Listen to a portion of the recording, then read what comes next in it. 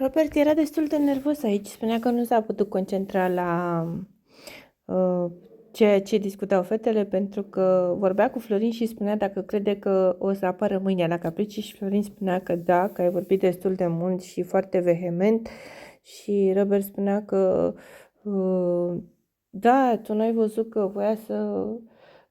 îți spunea ție acum că trebuia să lupți mai mult pentru ea și Florin cumva vorbea cu Robert spunându-i că ok, ce ai spus ok, dar sper ca să nu facă ea materiale pe acolo prin casă folosind cuvinte triviale sau ceva la modul ăsta. Cu siguranță la Liliana se referă, dar nu înțeleg ce au vorbit băieții, că oricum părea că au vorbit ceva de rău, adică chiar păreau că ar fi spus lucruri foarte ciudate și acum cumva le era teamă de materialele care vor fi mâine. Chiar sunt curioasă să vedem.